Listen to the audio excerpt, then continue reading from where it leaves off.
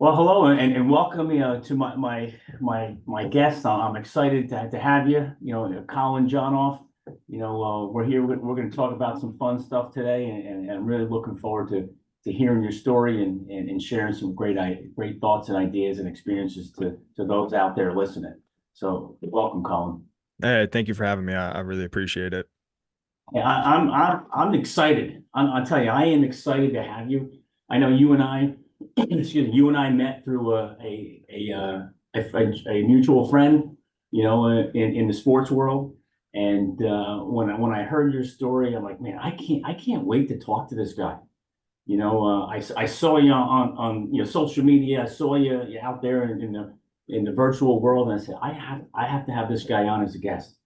And when you agreed to meet and be a guest, man, I was excited, and I know that the listeners out there, this is going to be great for them, great insight, great inspiration, and I'm really looking forward to sharing your message, your story with the listeners out there. No, I appreciate all the kind words. That means a lot. And the social media world's funny. We see videos and images and tweets, writings of other people, and then getting the chance to actually converse with them is always a different type of feel. So it's really cool, and it's an amazing way to meet new people and build new relationships. Yeah, which is terrific. So I'm going to kind of break things down a little bit. We're here to talk about, mental health with college. Could be high school athletes, college athletes, professional athletes, and the stresses and the anxieties that these athletes face, both male, female, doesn't matter the sport. But we're going to bounce around a little bit, okay? With really pre-graduation, like things that took place prior to you getting into the what I call, the real world, and then post-graduation, like what took place, how did you handle things, how do you deal with things in post-athletic world, and one of the things that I've heard a long time ago, and I mentioned it a lot when I talk to people, is about athletes. They actually, you may have heard this before too, said they die twice. Yep. The first time when their athletic career is over, they die, that athletic world is over, but then they have to live with that going forward, and then obviously in real life we die as a human. But so let's talk about a little bit about pre-graduation. In your world of athletics, if you don't mind, can you tell your story, tell your background about your athletic world growing up, college, in post college, and that whole experience for you. Yeah, absolutely. And before I dive into that, I'd like to just take a step back and two key things that you opened up with there, mental health and athletics. I really want to redefine what mental health is. I want to get past the buzzwords of what that is. And at the end of the day, mental health and mental performance are not two separate things, and they actually blend together and work together. So it's all in one, encompassing that as an athlete. You don't have to feel mentally unhealthy to want to work on your mental health or mental performance. Really, some of the people who get the best out of working on the mental side are the people who are actually already mentally really healthy. So it all encompasses together. So athletes really need to put, whether they feel good or whether they feel poor, emphasis on the mindset, because all in all, it's still working towards the trajectory of where you want to go, and you really can't get there without the proper mindset. And then the second thing you said with athletes die twice. I mean, you took the words out of my mouth, and a phrase that I frequently use, and I don't want it to get oversaid or overplayed, but I always say when I got cut from, the Buffalo Bills, it was like a piece of me died that day. And I say that over and over again because that's the only way I know how to articulate it. So now getting into my journey and my athletic journey, I was fortunate enough to be a talented athlete, and I had a really hard work ethic. So those things kind of went hand in hand for me. Was fortunate enough to get a Division I scholarship to play football at Bucknell University. Was a 4 year started there, well, technically three, but I tore my ACL, missed an entire year. Got a red shirt and was able to, turn that into an opportunity to go up a level and play at the University of Pittsburgh. You know, from the University of Pittsburgh, I was able to get invited to mini camp with the Buffalo Bills, and that's where I got cut after 4 days. I was there for a very short period of time. And, didn't matter. I had 2 degrees to me. Didn't matter that, I was well educated. Everything that I believed in, everything I put my faith in, what was athletics. I was only an athlete. Right. And that's why I say like a piece of me died that day because I didn't have the proper skill set, the, proper awareness, the cognitive recognition of who I was beyond athletics. And so that led me to where I am today and why being cut was honestly probably the best thing to ever happen to me. But I started a company called Athletic Fortitude. And what we do is we try and engineer identities for athletes. And we help athletes identify what their goals are and what they're willing to commit to, and to bridge that gap and find that equilibrium. So that's really what we do at Athletic Fortitude. And that's how I got there. And I had an up and down journey through my athletic career, dealing with, the self-doubt issues that occurred over and over again, dealing with injuries over and over again. And those things I still fight to this day. So it's not that these things go away. It's just that I became and we all become better equipped to handle them if we do the right things. Well, I mean, taking that helmet off for the last time is painful, right? Yes, it is. Can you tell me about let's go backwards in time a little bit. We go from high school, we go to college. Your first stint, you said at Bucknell, right? And you had a great career there, but then you had the opportunity to go up another level. Hmm. Going up from, that level is huge. And for Yep. the average person out there, um, who doesn't is not really that familiar with the athletic world, jumping a division in college sports is a major leap. Talk about the stresses, maybe the anxieties that you dealt with, and hey, you know what? I'm going from this level to the next level. They're bigger, they're stronger, they're faster. I got to compete there. How did you handle that? Yeah, great question. And I think a big part of any leap or any jump in any domain of life, not even just athletics, but like you said, it is a very hard jump. Whether you're going from Division 3 to Division 2, Division 2 to Division 1 AA, Division 1 AA, Division 1A. They're all really big jumps. But you build your confidence through competence. So you have to not have blind optimism or blind faith or make believe, confidence in your abilities. It has to be rooted in something. So for me, I knew what my skill sets were. I knew what my weaknesses were. I had awareness around that. And one thing I knew was, you know, I was really fast. So I knew from training with these guys, from working out with these guys and from my own successes, at my level, I knew I was going to come there and I knew I was going to be able to run with these guys. But the big thing and what was so important for me from a humility perspective and from a learning curve perspective is when I went through this recruiting process, there was a number of different schools, I had the opportunity to go to, ultimately chose Pitt. When I walk in that building on that first day, my name is nowhere to be found on the depth chart, not on the special teams depth chart, not on the defensive back depth chart. And so for me, talk about anxiety, my heart sunk into my stomach. And at that point in time, I knew I had two options. One, this was my last year of college football. I had already made my choice, signed on the dotted line. I was there. So I'm stuck there regardless. So for me, it was either quit or shut your mouth, put your head down, and just work as absolutely hard as you can. And every opportunity you get, show whatever skill set that I had. And so that's what I did. And so, slowly but surely, my name started showing up on the depth chart. I started moving up on the depth chart. And most importantly to me, I started earning the respect of my teammates, my coaches, right? I became one of those guys who was dependable. You knew exactly what you were getting from me. Every single time I stepped on that field, you knew what you were getting from me. And so I ended up lettering, becoming the I don't want to say popular figure in the locker room, but someone who was well respected and well liked. And in my own way, I was a leader. Was I a captain? No. Was I the guy making plays every single down? No. But in my own right and in my own way, I was a leader, and I got the respect from my teammates from that. And that's what was so important for me in any athlete trying to make a jump or even just trying to play at the level you're at. It's the odds are going to be stacked against you. I don't care where you go. It's you gotta put in the work and you gotta be determined to maximize every opportunity that you get because you may only get one. Right.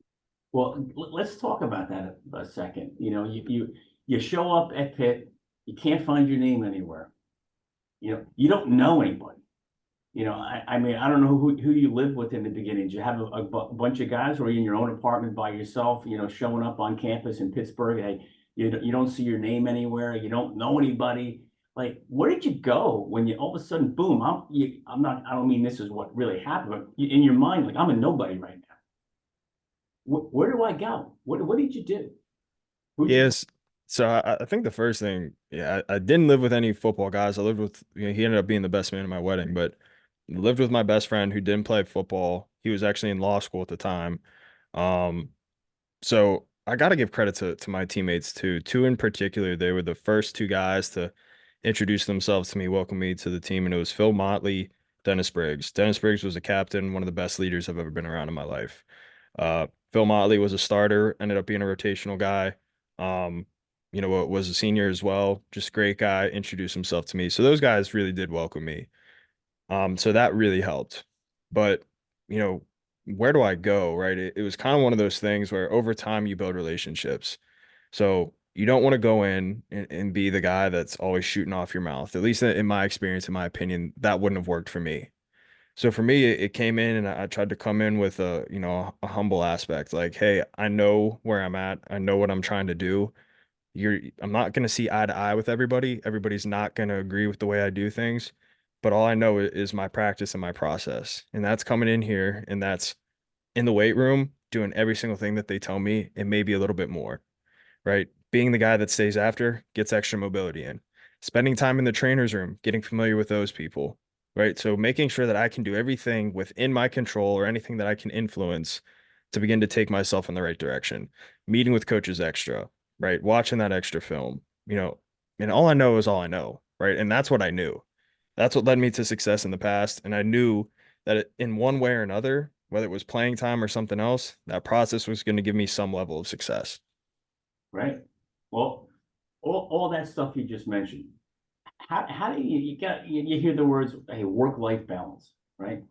How did you balance the stress of, hey, I'm showing up, I got to start from the ground zero and build my reputation, my brand up. How did you balance school, your brand new school, new environment, new city, new teammates, new coaches, new friends? Like, how did you balance all that on top of the physicality of, I got to keep working out like crazy. I got to prove myself and I got to go out there and perform on the field as well as I still got to do a good job in the classroom. How did you balance all of that?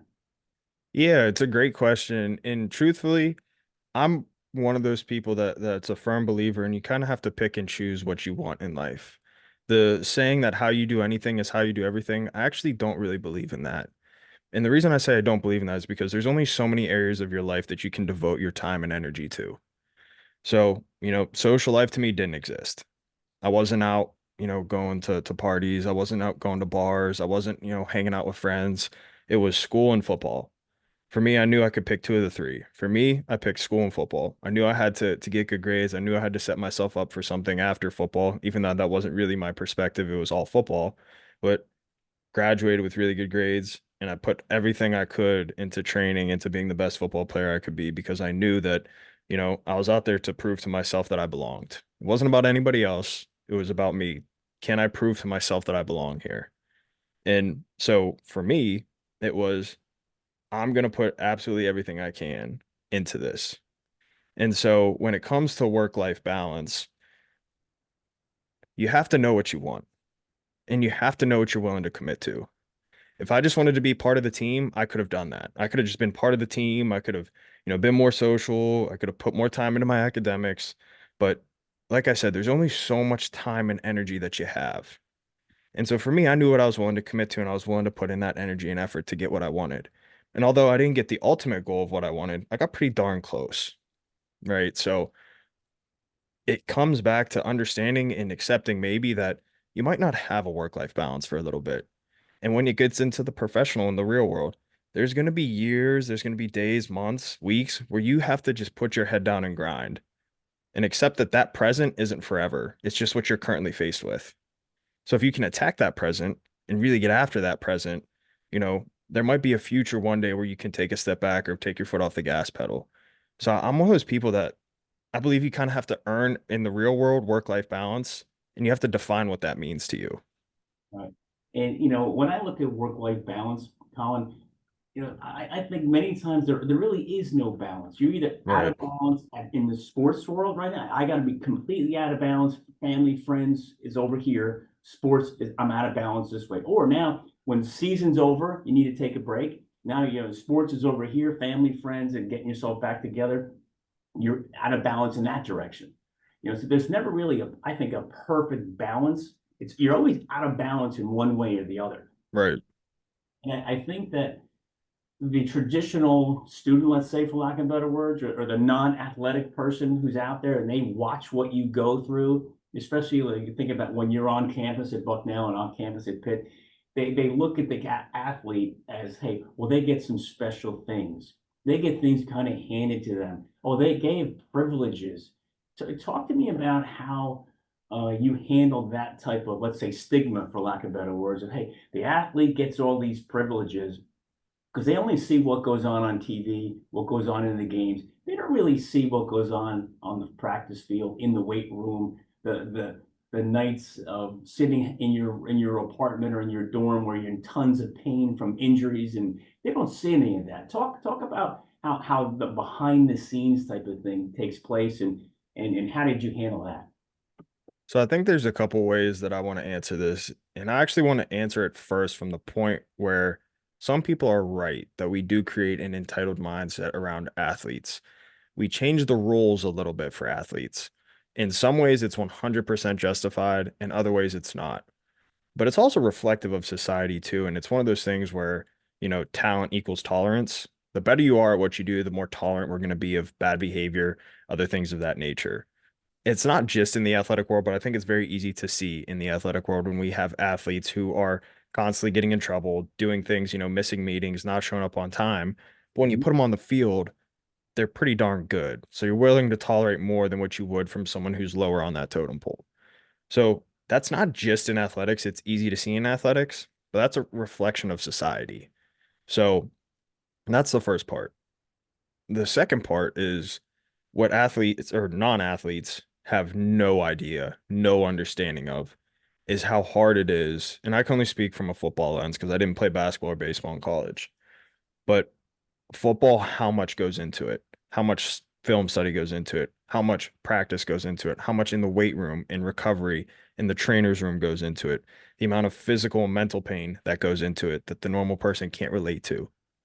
So they don't see all that. They don't see, the injuries, the surgeries, the getting shots in the trainer's room, to being able to get out there and play, to what most people like. If a normal person sustained a sprained ankle, a normal doctor would put them on crutches and they'd be crutching around for 3 to 4 weeks. You get a sprained ankle in football, you're expected to practice or play 2 days later unless it's really, really bad. And even then, the competitor in you is going to try and push to get out there. So, normal levels of pain we don't experience. We experience immense levels of pain, and we're expected to go out there and produce with it.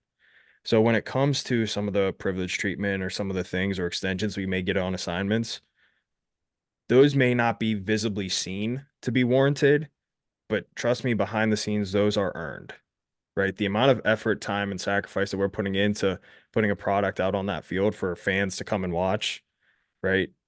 We've earned some of those privileges we get on the back end. Yeah, and you're right. The traditional student or just fan, they don't really know and understand what you have to go through to get on that field. Right. So let's talk about injuries for a second. Did you have any major injuries in your career? Yeah, where do I begin? So, I mean, we could even start back in seventh grade. So, literally from seventh grade throughout my college career when I finished my 5th year at Pitt, probably 10 of those 12 years, I either broke a bone, tore a ligament, had a surgery, or had some major concussion.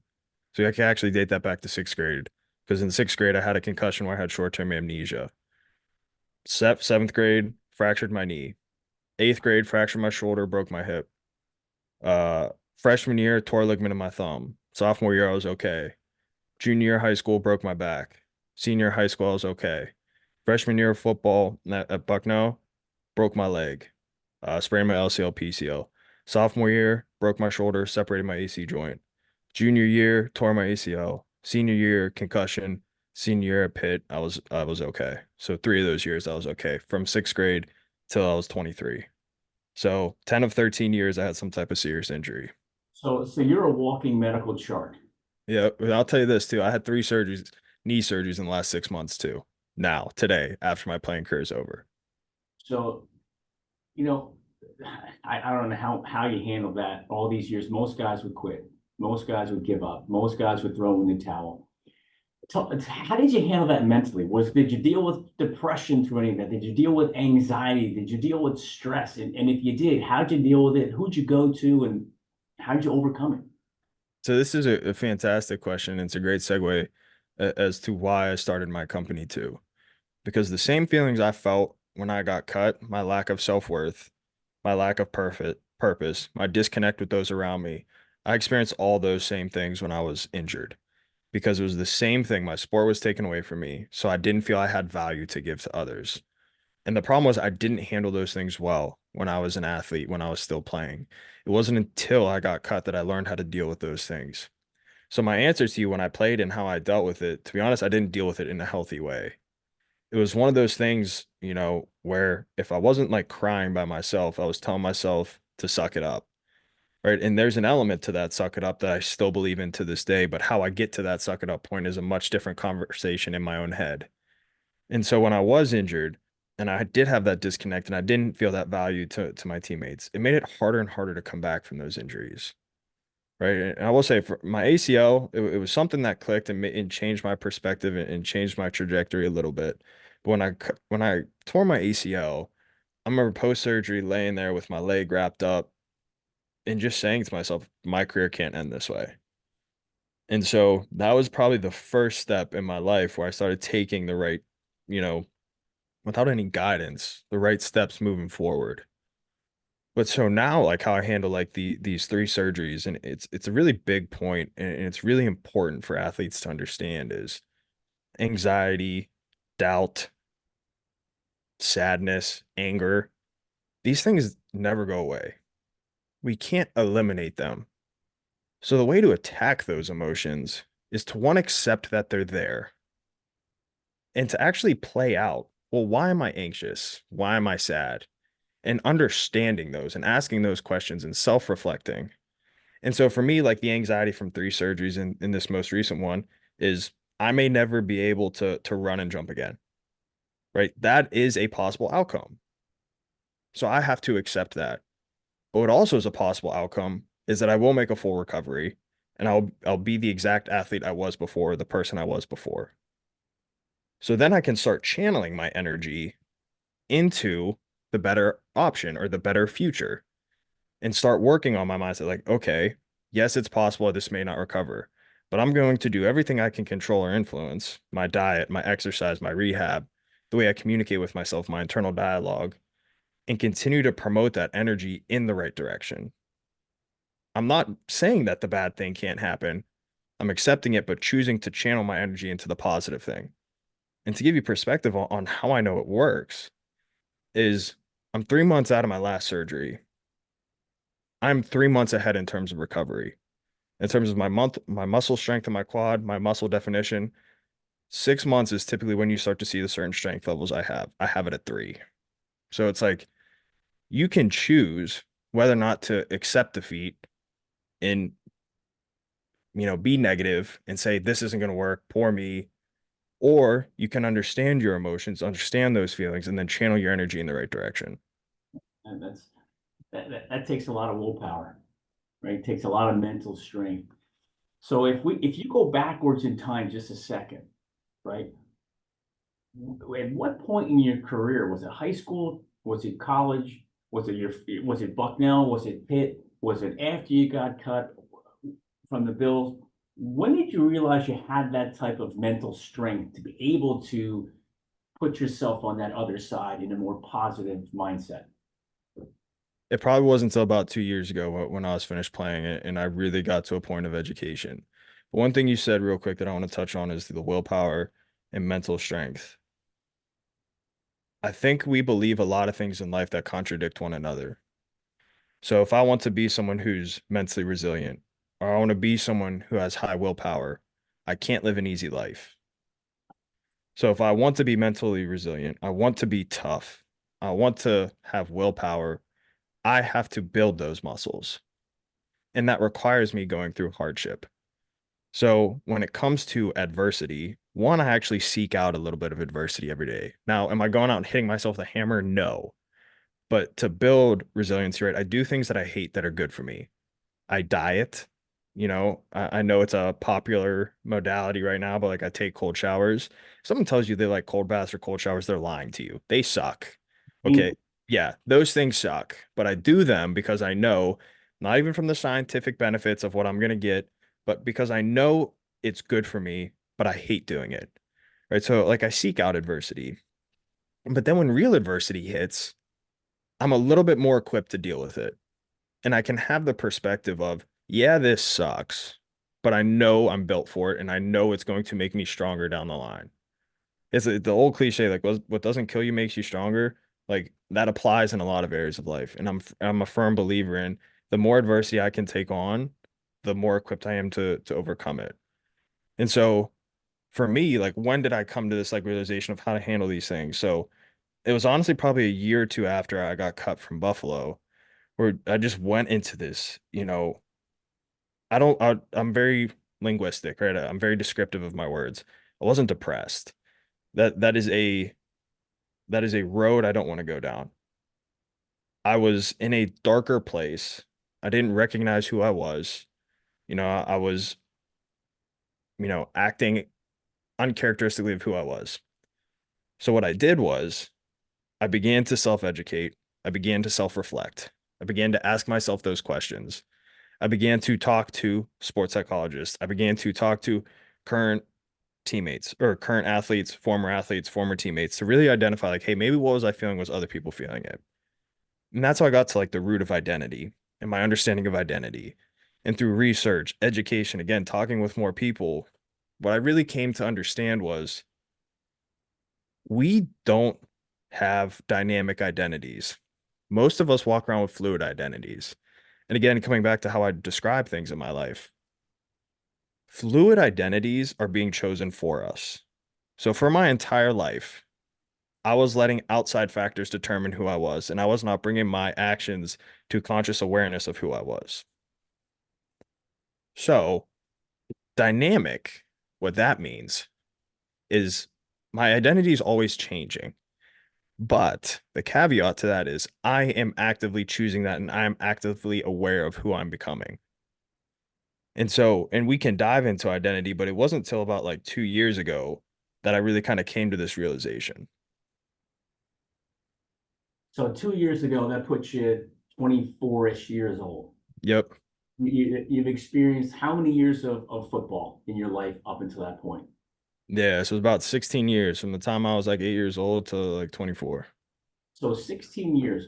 At what point did you feel like you were handling the most amount of, let's just say, mental stress? Was it in the NFL world? Was it the pit world? Was it the Bucknell world? Was it the high school world? Or did you see it kind of build over time?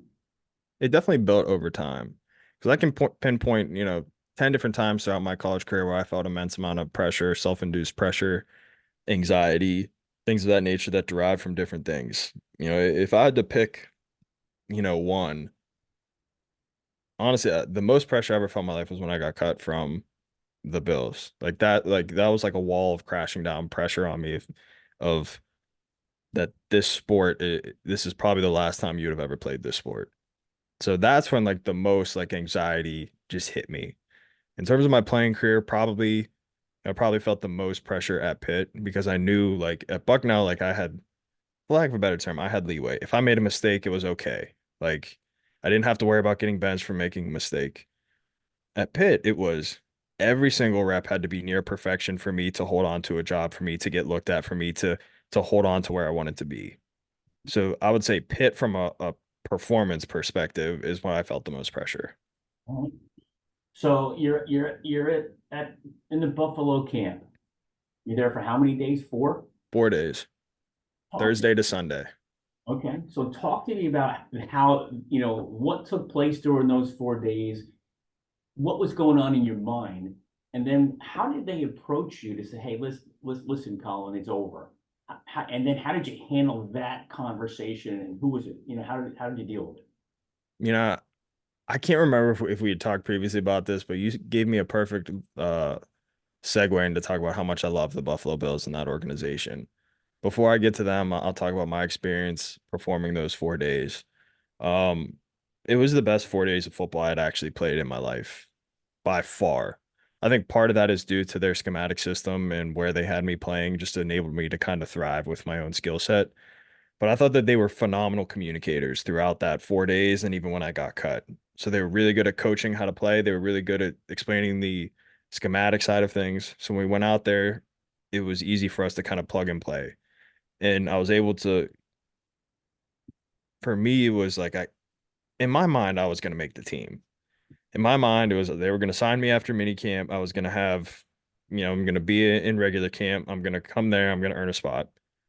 And that was my mindset. That was my approach. And I think that's part of the reason I played really well. But throughout the time, like I said, their coaches were just really good at coaching how to be in the right position. So loved playing for them, approached every single drill. Literally, I gave every single drill every bit of effort I could. But why I love them so much is they took the time. I show up there Thursday, nobody knows who I am. By the time I leave Sunday, every single one of those coaches knew my background, knew who I was, knew where I came from, right? And knew my story. And they took the time to ask me those questions and get to know me as a person. And that's a large part why I was able to play as well as I did. And when I got cut, and it's why I'm forever loyal to Sean McDermott. He pulled me aside and he had a conversation with me. And he was like, listen, Colin. He was like, I was in the exact same spot as you coming out when I came out of William and Mary. He was like, I was a small school guy trying to play, trying to make my mark. He was like, for me, I went to Canada. He's like, I had the opportunity to play in Canada. That was my best option. And he was like, I don't think it's time for you to give up football yet. He was like, I believe you have an opportunity. You have to just keep pursuing it. He's like, whether that's here or somewhere else. And it just meant the world for me, for him to take likely the lowest man on the totem pole, pull me to the side, and have that graceful conversation with me. And, I'm forever grateful to him, and I'm forever grateful to the Buffalo Bills for the opportunity. And I'll always root for those guys. Because it made such an impact on me that at the highest level that they could care so deeply. And this was off of a 6-10 season too. They were not the Buffalo Bills that we see today.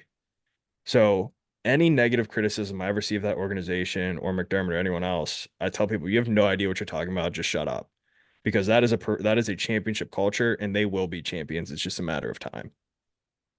Be nice to see them win one, right? They're gonna get one. I will fall on that sword that they will win one as long as Sean McDermott's there. Yeah, I have no doubt. They have all the talent. It's just a matter of, and hey, there's only one winner, right? Right. And they'll get there. So looking at your experience, high school, college, NFL, what kind of resources did you have available to you to help you through, would it be the stresses, the anxieties, or whatever, so you weren't just alone dealing with it yourself? Yeah, great question. And it's drastically changed, right? Like the view of the mindset, mental performance, mental health, it's drastically changed since I was in college. So they likely have corrected or increased the resources available. But for me, at Bucknell, we did my senior year was the first time we had a sports psychologist. I did see that sports psychologist after I sustained a serious concussion. And, you know, not saying this person wasn't good at their job, whatever, but we didn't mesh well, right? We didn't click. I didn't feel I was getting the benefit I needed. And for me, you know, it's a large part of the reason to I'm creating, what I'm creating is I do think there's an element to having the necessity for athletes to speak to someone who can relate to them on their level. And I feel like some people can't. or struggle to.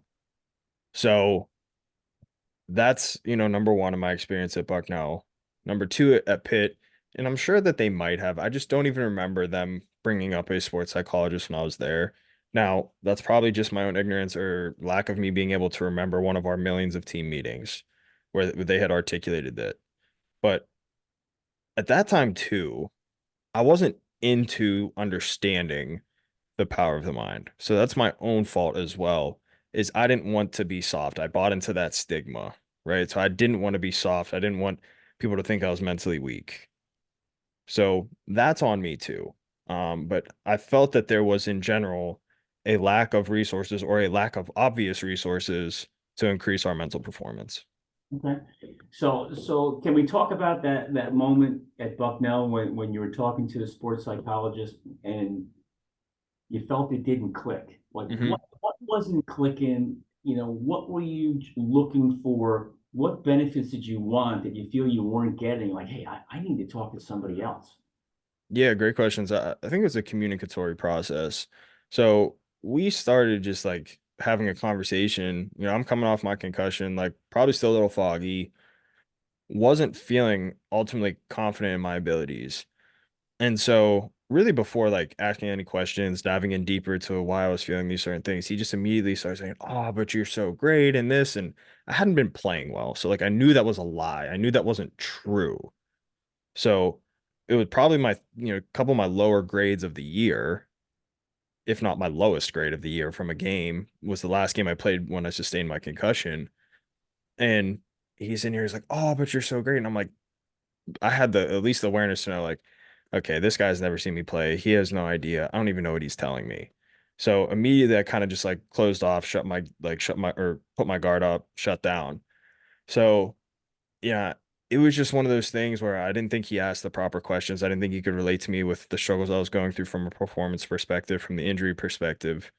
Um, and he could have immense success right now. He could be doing the best things in the world. I don't know. It was just at that point in time, him and I did not mesh well, and I didn't have anywhere else to go. So, but how about even before that? How did you realize like you even needed help? Yeah, so I think for me that concussion was a tough one. I had been out for 2 weeks, tried to come back, had really bad symptoms coming back again. And so it just constantly put me, and it was still back when concussion protocols were wrong too. It's amazing how much changes in 5 to 10 years. But it was one of those things. I was alone in a dark room all the time. I had to have sunglasses on. I couldn't, be out exercising or doing things and things that have now been proven that you should be doing with concussions. Back then, we just didn't know. So it was the old protocol of isolation.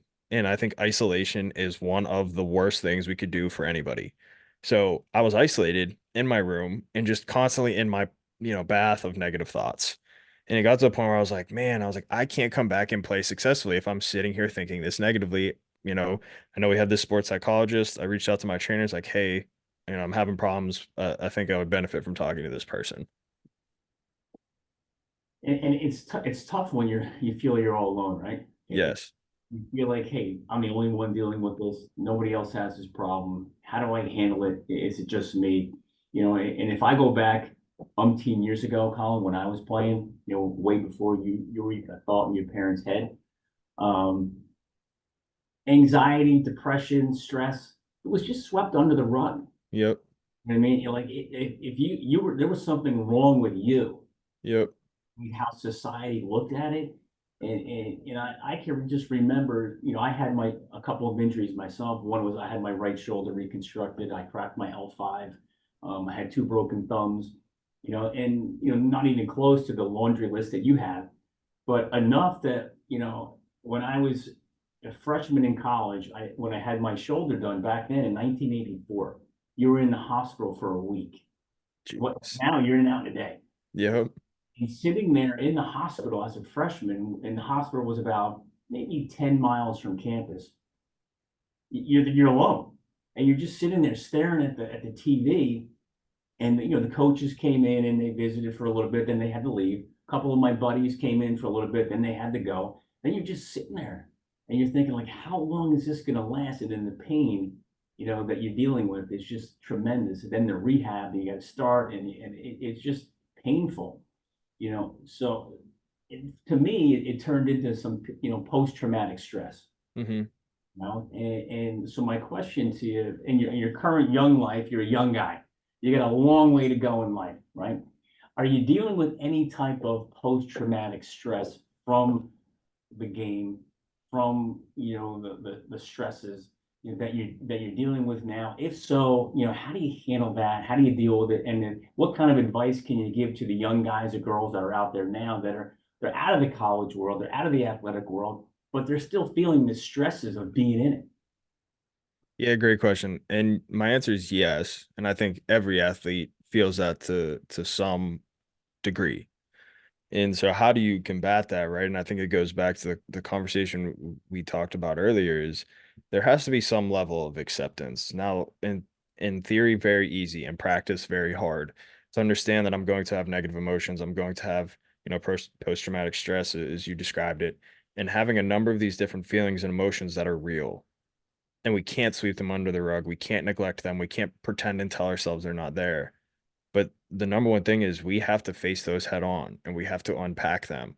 What about this stress is causing me stress? Whatever it is, whatever you want to tie it back to, first understanding where is this coming from? Why is it coming after me? And why is it affecting me so deeply? And then once you can start asking yourself those questions, you can start recognizing the problem, then we can start attacking that problem. And for me, I think a big thing too is, another buzzword, but being able to be mindful and in the present moment, learning how to control our breathing and get ourselves to really focus and deeply be mindful of, again, what we're experiencing, how we can course correct it, and how we can channel it positively. Most of anxiety comes from unknown, right? We don't know what's coming. And so really diving into the unknown. And I actually believe when we catastrophize, we can actually catastrophize to our benefit because most of the time when we catastrophize, it always ends up in the worst case scenario. And usually after the worst case scenario, you're not in any worse of a position you are today. So if I'm in the same position I am today tomorrow, could I live a good life? 99 out of 100 times that answer is yes. So if the worst case scenario plays out and I'm in the exact same position I am today, it's really not that bad. So now it's like, okay, well, now I can take this, catastrophizing and I can use it in my favor. So now whatever stress or anxiety or sadness that I'm feeling, I can unpack it, understand it, and then I can take a step in the right direction forward on how to combat it, how to make it better, whether that's mindfulness, whether that's breathing, whether that's, visualization, whatever modality that you want to use, exercise, you know, diet, cold tub, sauna, these different things that are there to help us and better our moods and better our thought processes. We can start to learn to implement those things. So talk about the breathing. I hear that a lot. Control your breathing, control your breathing. It's a major impact on your mental state, mindset. For those who don't know and aren't aware of it, can you talk about that? Yeah, absolutely. So I think one thing that's really important to point out too is it doesn't necessarily work for everyone. But there's a number of different ways that you can breathe. And I just talked about this on my podcast with one of my guests as well, and he articulated it really well. And we think like breathing, take a deep breath, and we breathe through our chest and our shoulders shrug up. But really, the way we want to breathe is we want to expand our bellies. So we want to inhale through our nose and expand our bellies, right? And there's a number of different cadences that you can follow and they're all researchable. And that's why I say it's different for everyone, and you have to know yourself as an individual. But the cadence I like to do, and what really helps me is, I shut off all the lights. I'm in darkness. Turn my notifications off, and you can do it for whatever duration that you like. I like to do it for 30 minutes. I'll close my eyes and I'll breathe in for 4 seconds through my nose. I'll pause, hold it for 2 seconds, and then I'll breathe out for 4 seconds. And I do that on repeat with clearing my mind in its totalness, right? I let my mind go completely blank. And then whatever problem arises, again, focusing on my breathing, I push it back out, right? So it's like, okay, I feel this anxiety. I feel this anxiety. Nope. I'm going to bring myself back to the present moment. I'm going to focus on my breathing and I'm going to keep doing that for 30 minutes. And then when I come out of that, those anxieties, those problems, I'm able to think much more clearly about them because I've controlled the way that my emotions are going because I've controlled my body and my breathing. But that's just what works for me. For some people, that doesn't work. So you have to find the breathing techniques that work for you, and there's hundreds out there. You just have to find the one that works for you. Right? And there's so many things, and if people would take the time to do the research and look and Hmm. things, they'll find what works for them. Yep. Just because the first thing doesn't work doesn't mean that there's nothing left. Right. I think some people just give up. Hey, this doesn't work for me. I don't know what to do now. And I think the problem with that too is people try things once or twice and like, oh, this doesn't work. Where in most things, as in physical training, mental training, it takes reps and reps and reps to start to see the benefit. And that's where it helps to see professionals because they can at least at the very minimum be your accountability partner and making sure that you're doing the work. So looking back, right? Looking back on your career, would it be in high school, college, your stint in the NFL, or now, is there anything you would have done differently, knowing what you know now that you wish you would have known, years ago? Yeah, great question. So one thing I will say, and again, I actually just had this conversation too, is can't live in regret.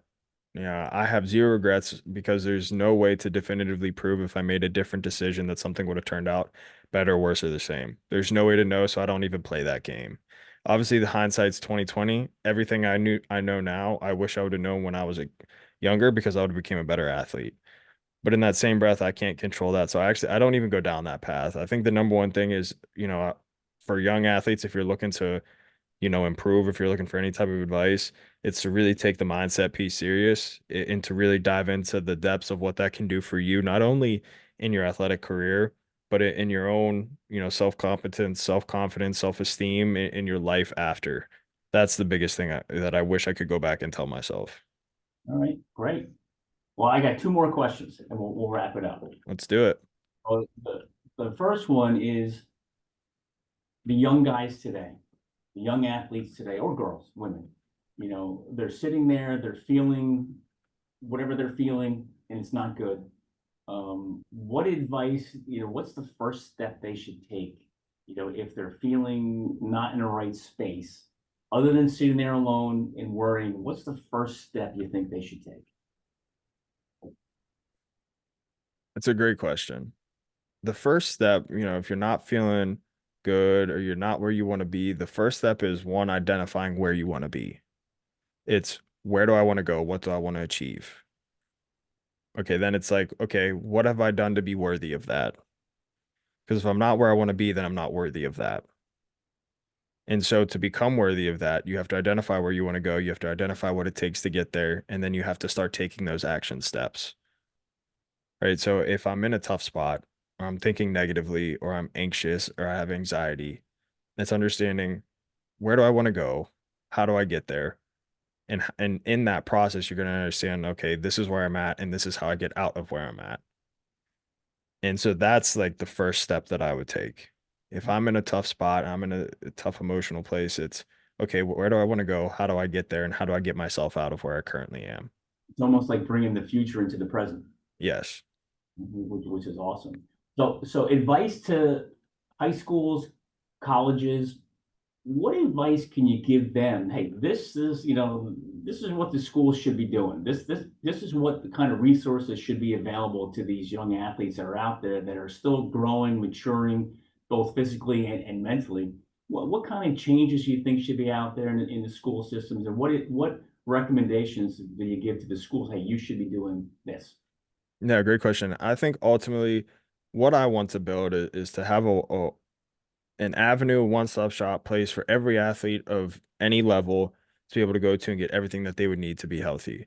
Physical training, mental training, diet, nutrition, um, you name it. Anything that you could think of to be an athlete that you could use to enhance your skills, that's what they need. And I think a lot of these schools do have that. There's some that don't.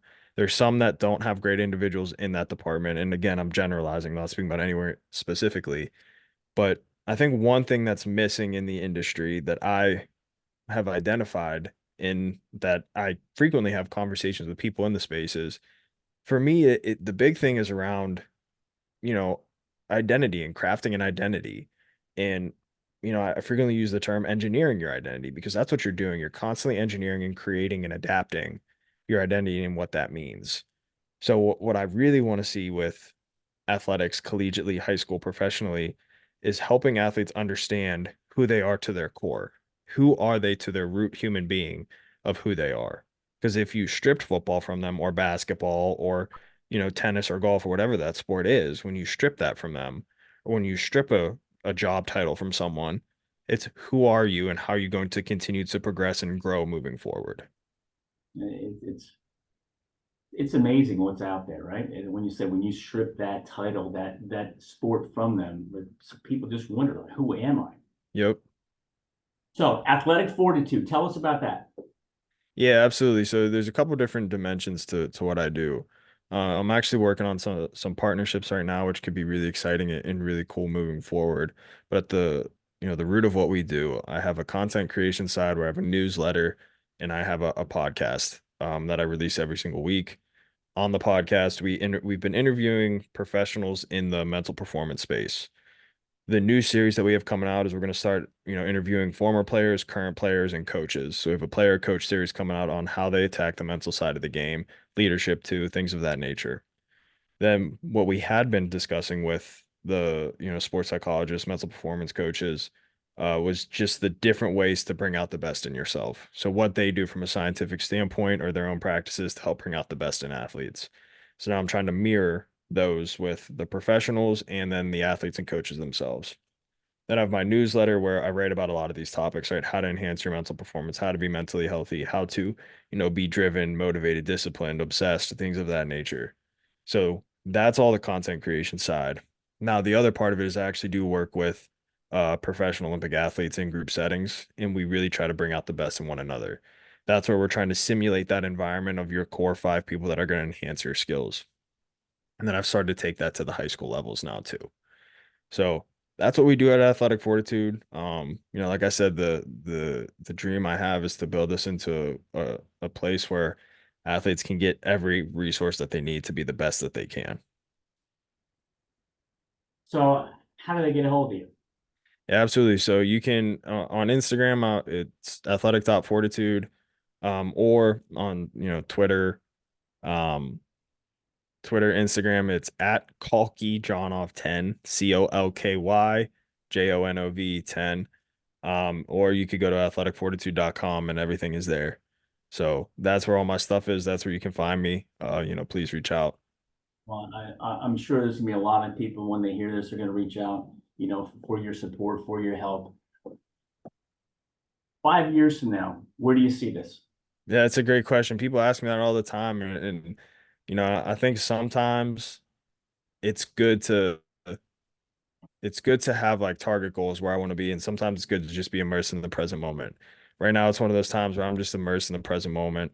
The destination is just the start to a new journey. So for me, it's just being immersed in my journey and trying to continuously grow.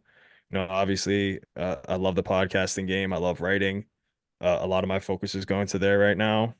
5 years from now, I hope that I'm just one step closer to building that resource to where athletes have everything that they could possibly need. Yeah, that's fantastic. And I know you'll be there sooner than 5 years, and I wish you the best of luck, Colin. I just want to say, hey, thanks for being a guest today. This has been great. This is going to touch a lot of people. The more we can pump it out there and get more people to listen to it, the more exposure we're going to have in this area. And the reason why we're doing this is we want others to know, hey, they're not alone, right? They're not dealing with this by themselves. They don't have to deal with it by themselves. They can choose to, but they don't have to. And they're not the only one feeling the way they feel. So I really appreciate you being here. I know our listeners are going to be loving this, and I'd love to have you back. When you get to the next step, boom, let's talk about it. And we can help more people out there. Absolutely. I can't thank you enough for having me on. I love having these discussions. I really enjoyed the conversation. And absolutely would love to come back on. Can't wait to run it back. Well, we'll get you here soon. All right, take care now. Thank you as well.